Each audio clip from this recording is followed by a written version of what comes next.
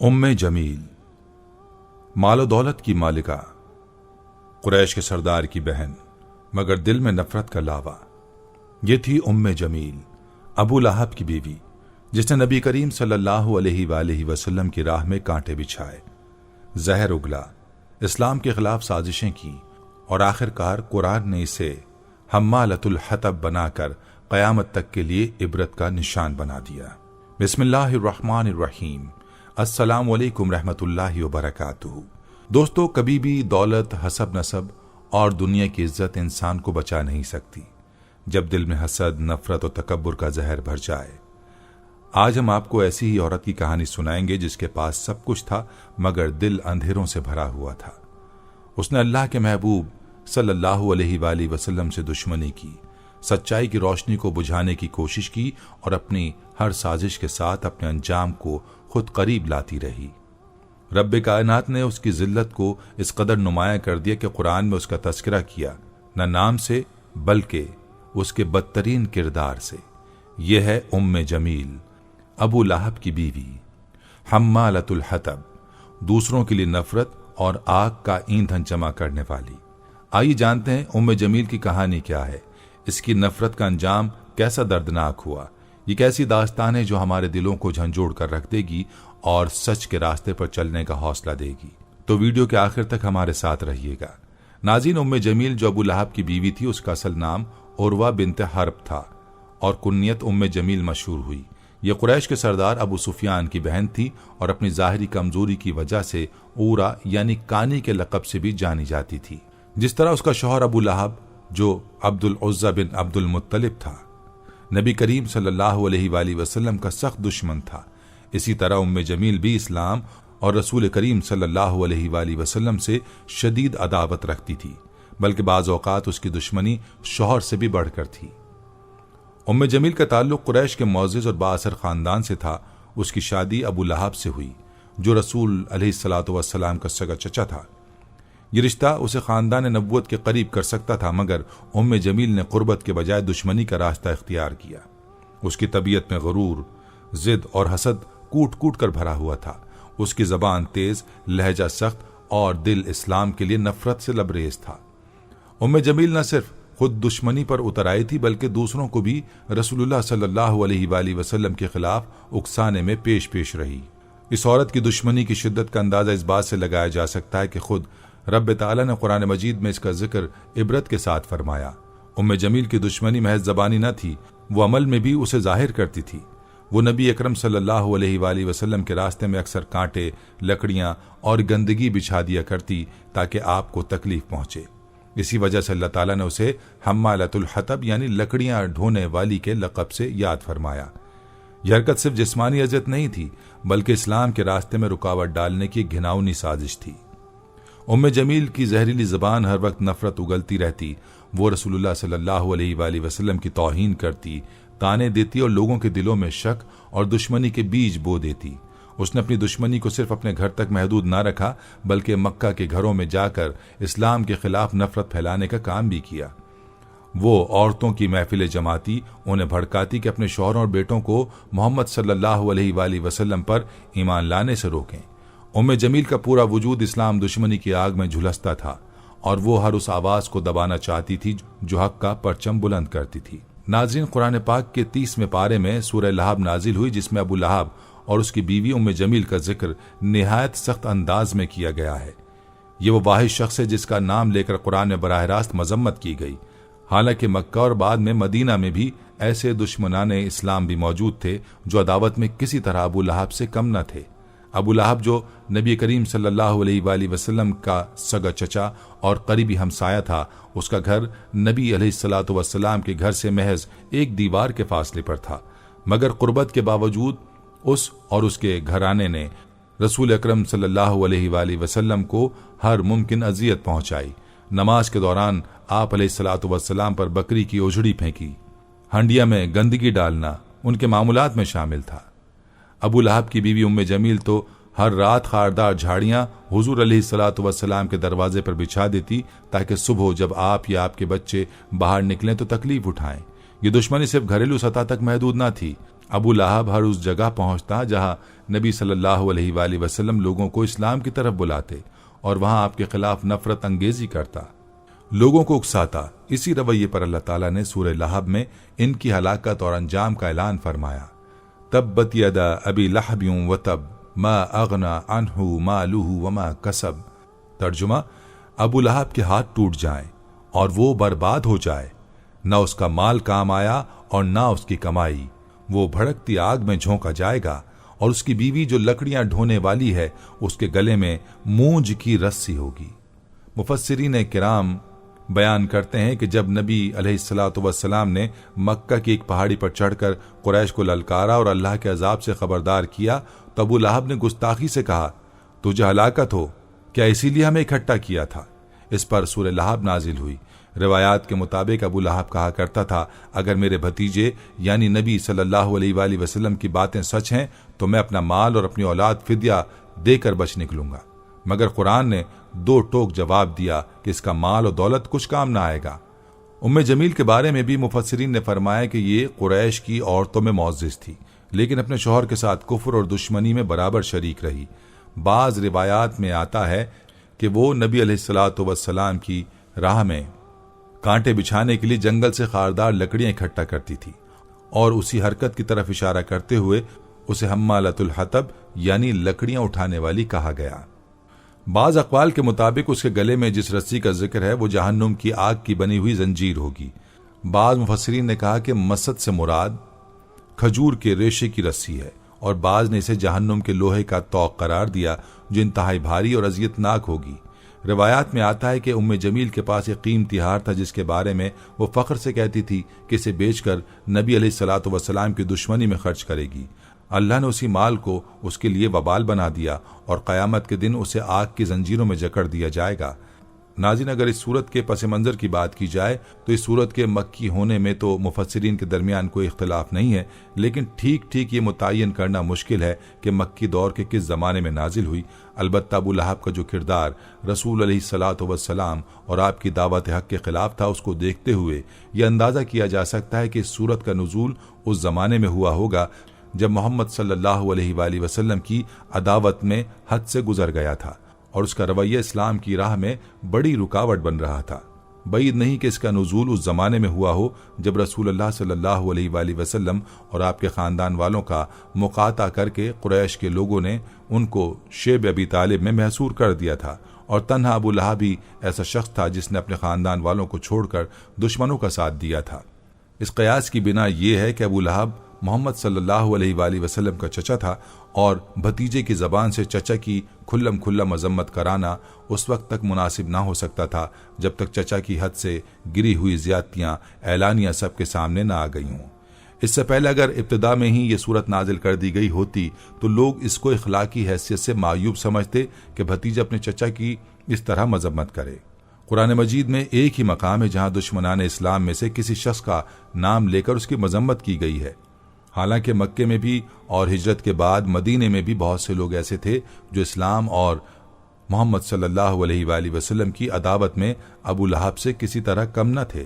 سوال یہ کہ اس شخص کی وہ کیا خصوصیت تھی جس کی بنا پر اس کا نام لے کر اس کی مذمت کی گئی؟ اس بات کو سمجھنے کے لیے ضروری ہے کہ اس وقت کے عربی معاشرے کو سمجھا جائے اور اس میں ابو لہب کے کردار کو دیکھا جائے۔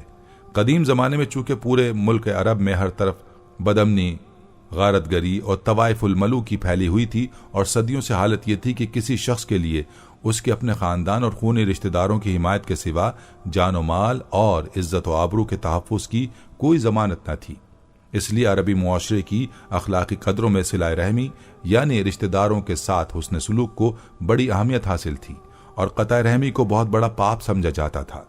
عرب کی انہی روایت کا یہ اثر تھا کہ محمد علیہ الصلوۃ والسلام جب اسلام کی دعوت لے کر اٹھے تو قریش کے دوسرے خاندانوں اور ان کے سرداروں نے تو محمد صلی اللہ علیہ وآلہ وسلم کی شدید مخالفت کی، مگر بنی ہاشم اور بنی عبد المطلب، ہاشم کے بھائی مطلب کی اولاد نے نہ صرف یہ کہ آپ کی مخالفت نہیں کی بلکہ وہ کھلم کھلا آپ کی حمایت کرتے رہے، حالانکہ ان میں سے اکثر لوگ آپ کی نبوت پر ایمان نہیں لائے تھے۔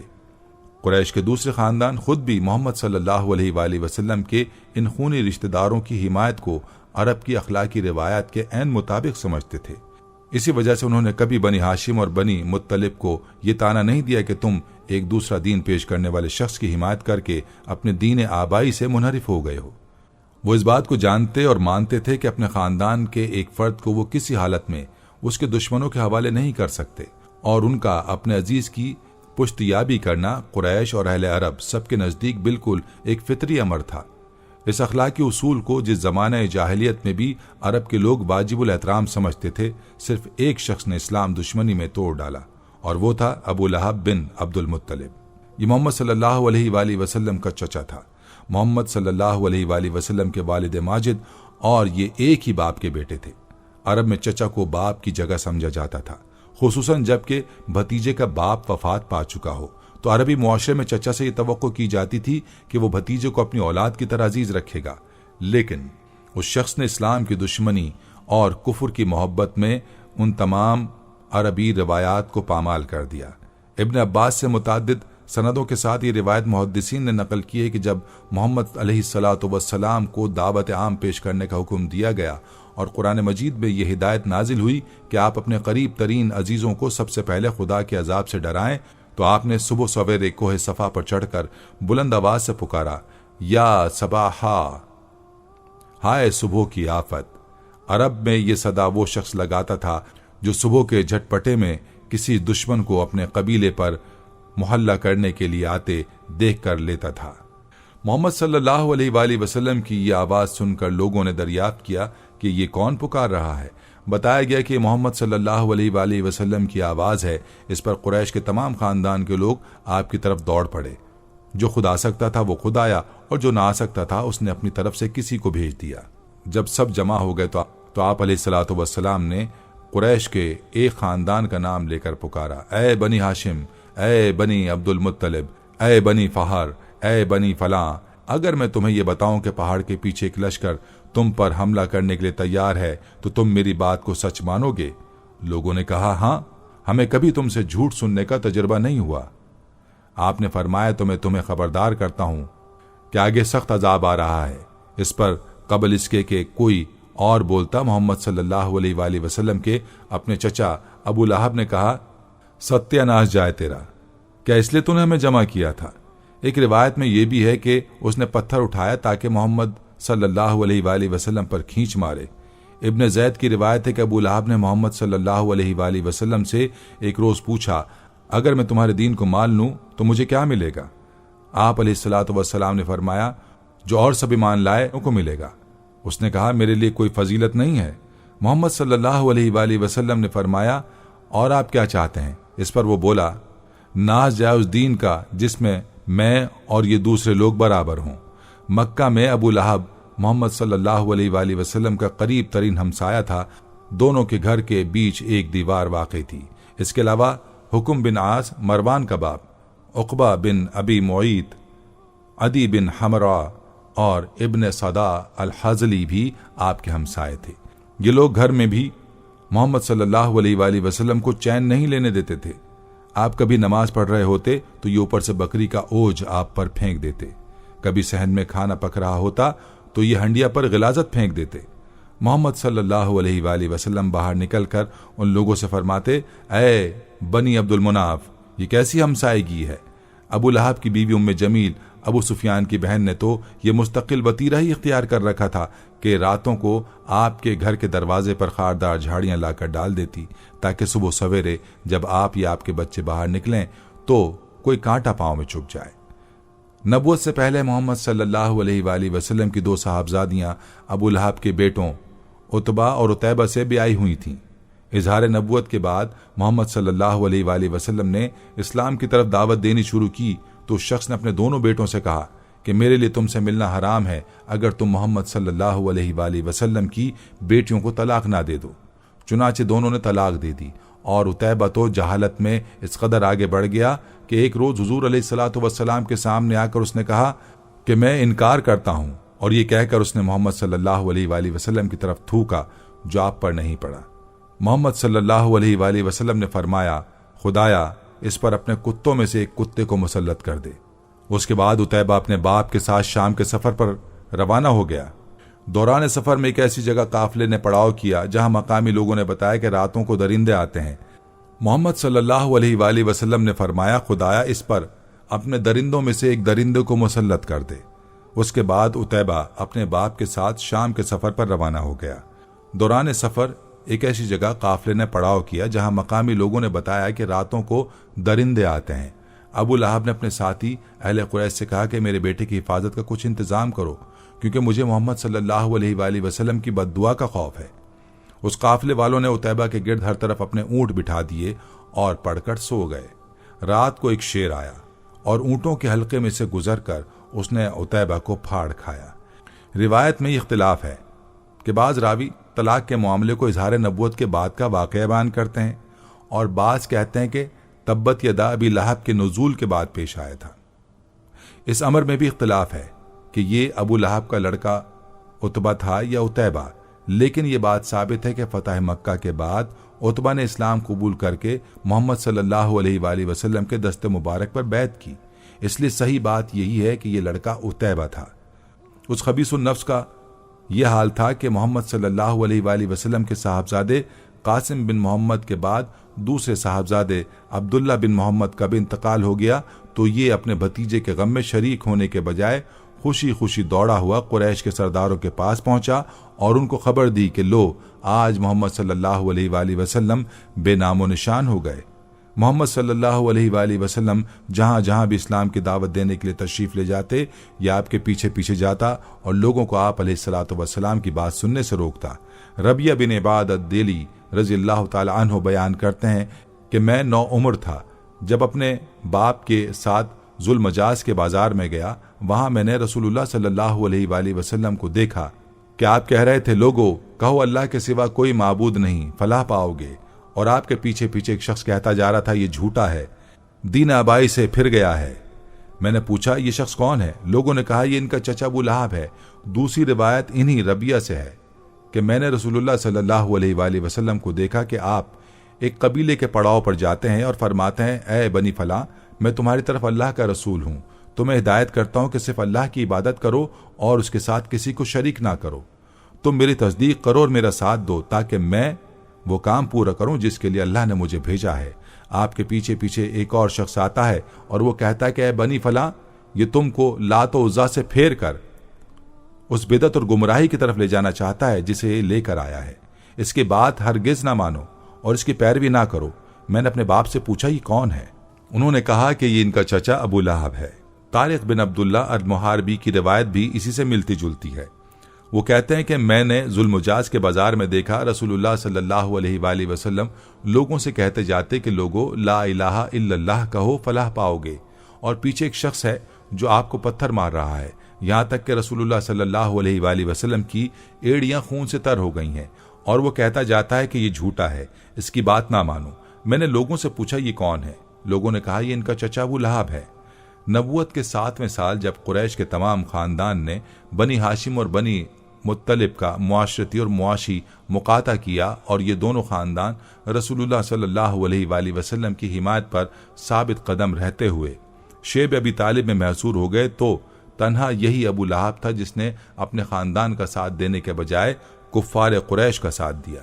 یہ مقاطع 3 سال تک جاری رہا اور اس دوران میں بنی ہاشم اور بنی عبد المطلب پر فاقوں کی نوبت آ گئی، مگر ابو لہب کا حال یہ تھا کہ جب مکہ میں کوئی تجارتی قافلہ آتا اور شیب ابی طالب کے محصورین میں سے کوئی خوراک کا سامان خریدنے کے لیے اس کے پاس جاتا تو یہ تاجروں سے پکار کر کہتا کہ ان سے اتنی قیمت مانگو کہ یہ خرید نہ سکیں، تمہیں جو بھی خسارہ ہوگا میں اسے پورا کروں گا۔ چنانچہ وہ بے تحاشا قیمت طلب کرتے اور خریدار بیچارہ اپنے بھوک سے تڑپتے ہوئے بال بچوں کے پاس خالی ہاتھ پلٹ جاتا۔ پھر ابو لہب انہی تاجروں سے وہی چیزیں بازار کے بھاؤ خرید لیتا۔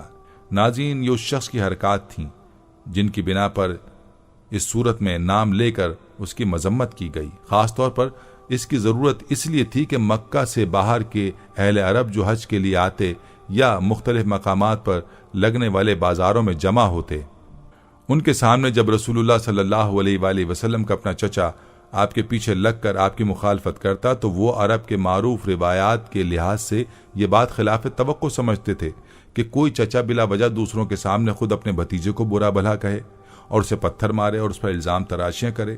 इसी वजह से वो अबू लहब की बातों से मुतासिर होकर रसूलुल्लाह सल्लल्लाहु अलैहि वसल्लम के बारे में शक में पड़ जाते।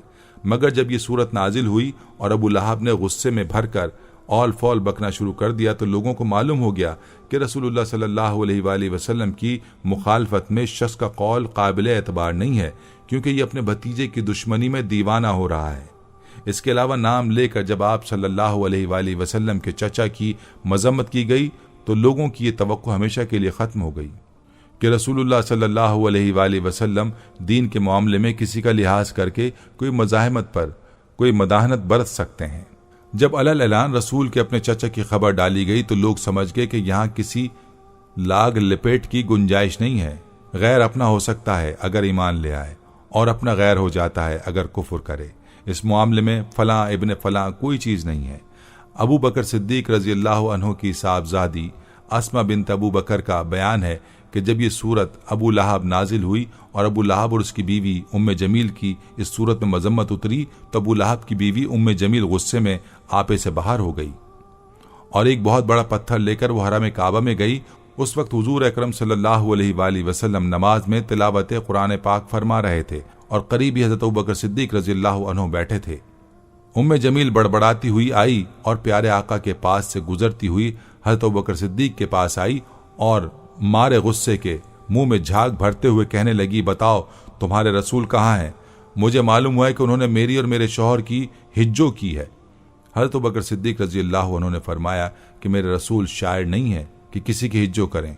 फिर वो गैज़ व गज़ब में भरी हुई पूरे हरम काबा में चक्कर लगाती फिरी और बकती जाती, हुजूर अलैहिस्सलातु वस्सलाम को ढूंढती फिरती, मगर आका सल्लल्लाहु अलैहि वसल्लम को देख न सकी।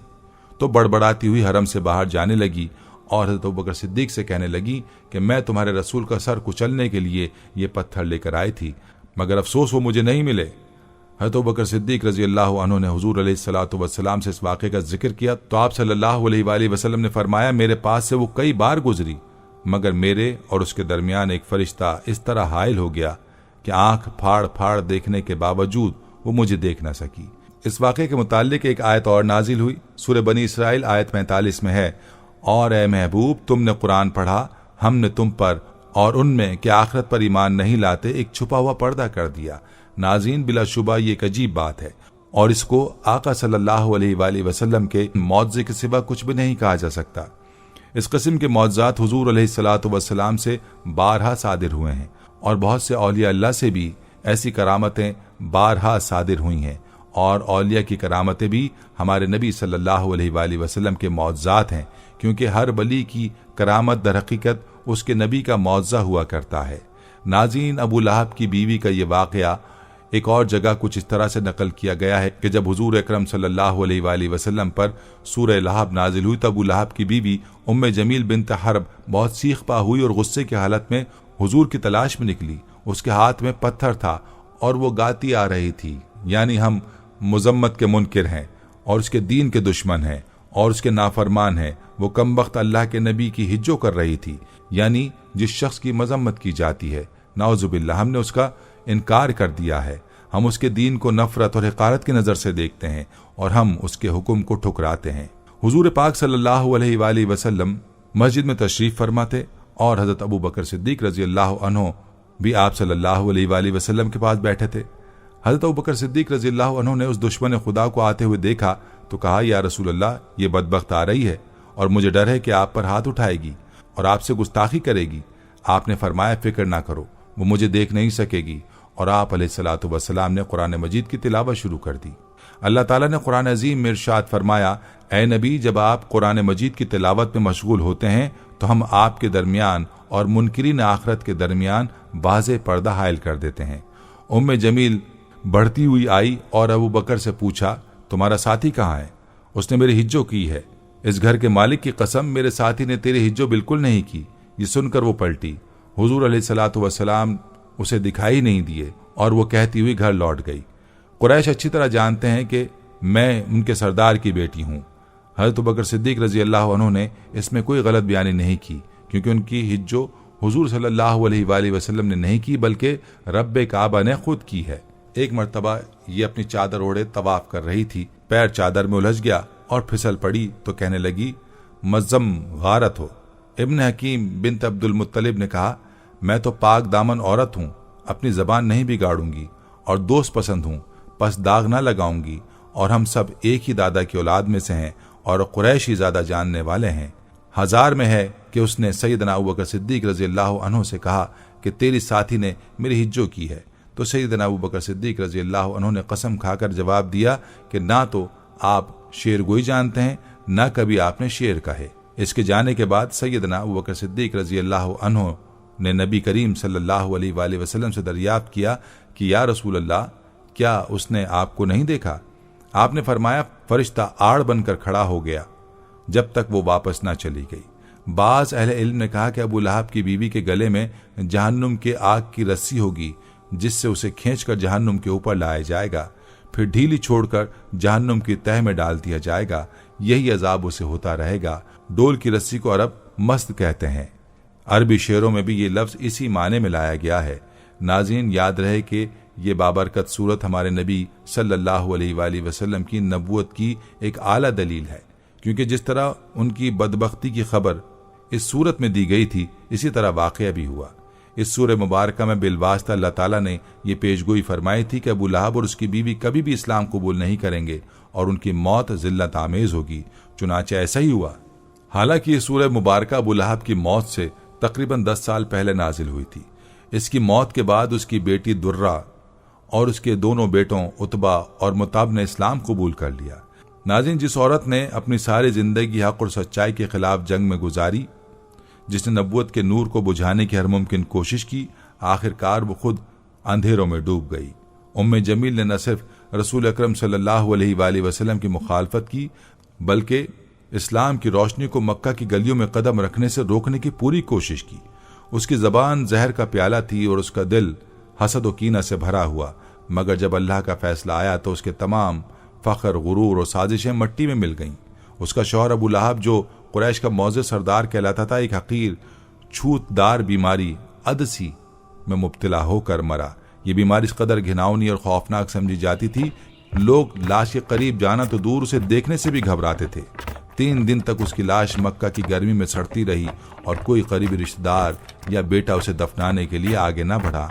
आखिरकार चंद गुलामों ने उसे लकड़ियों से जमीन में धकेल कर दफन किया, जैसे कूड़ा जमीन में छुपाया जाता था। ये था उस शख्स का अंजाम जो नबी का रिश्तेदार होते हुए भी सबसे ज्यादा दुश्मनी पर उतरा।